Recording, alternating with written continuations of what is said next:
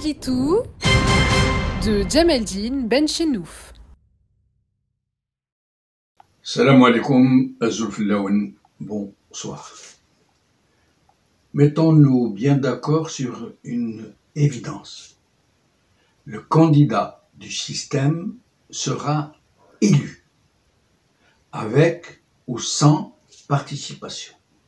Cela ne fait aucun doute. Les Algériens en savent quelque chose qui n'ont connu que la fraude électorale et qui font désormais avec, au point où elle s'est quasiment normalisée, voire même moralisée dans la perception collective. On est bien d'accord. Mais le problème pour le régime n'est pas de mener l'opération à bien, de frauder seulement à tous les paliers du processus, avec une parfaite maîtrise de la pratique, et d'où rien ne filtre, malgré la pléthore des personnels qui y participent. Le problème pour le pouvoir est ailleurs. Donner le change. Faire croire à une vraie participation, voire même, quand ce n'est pas trop exagéré, faire croire à un plébiscite. C'est dans ce but, pour maintenir les populations en coma politique et faire croire aux opinions publiques internationales que le pays a accédé de plein pied à l'état de droit, qu'un impressionnant dispositif parfaitement huilé, parfaitement invisible pour le non-initié, s'est mis progressivement en place jusqu'à complètement phagocyter toutes les fonctions de l'État régalien, les neutraliser de leurs véritables attributions, y dissuader toute velléité de protestation au nom de la légalité.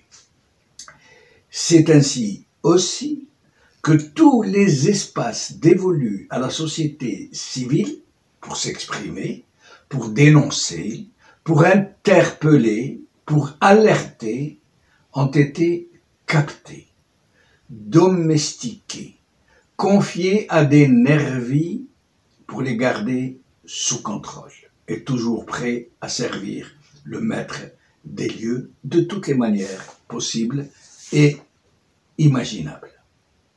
Lorsque, par effet pervers, surviennent des dysfonctionnements, des individus ou des organes qui échappent au contrôle et qui menacent de réveiller l'opinion publique de sa profonde anesthésie, s'ébranle alors la contrajota, pour reprendre ce néologisme de Tebboune. La répression, la calomnie, et souvent la liquidation du phénomène rebelle. Cela a été le cas de journaux dissous, de journalistes calomniés, incarcérés ou récupérés, de hérakistes incarcérés par milliers, dont il en reste aujourd'hui plus de 200 en prison, qui n'ont même pas le droit au statut de détenu d'opinion. Encore pire, comme l'a personnellement et publiquement déclaré le président Tebboune, dire seulement qu'il y a des détenus politiques relève, a-t-il dit, du mensonge du siècle. Comme il a dit aussi, malgré le boycott le plus massif qui a distingué ces élections présidentielles, qu'il est le président le mieux élu depuis l'indépendance du pays.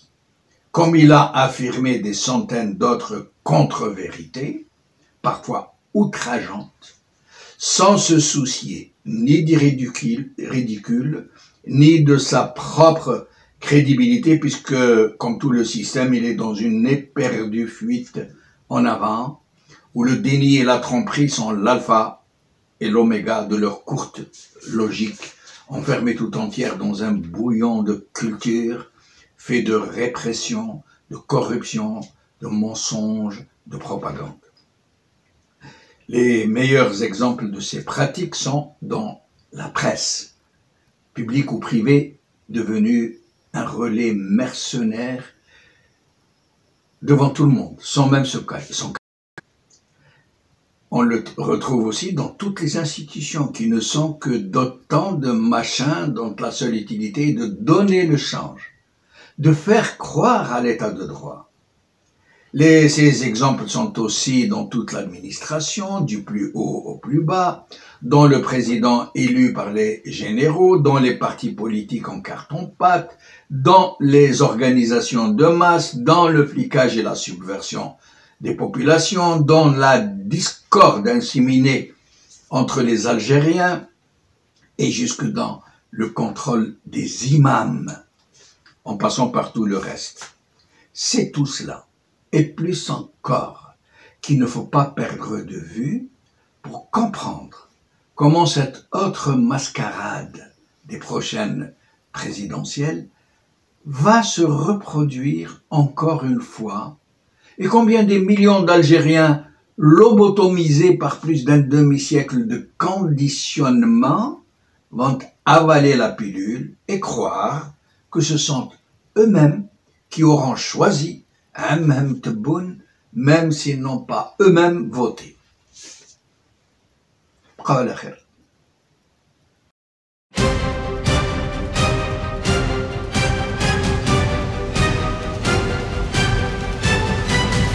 L'édito de Djemeldine Benchenouf.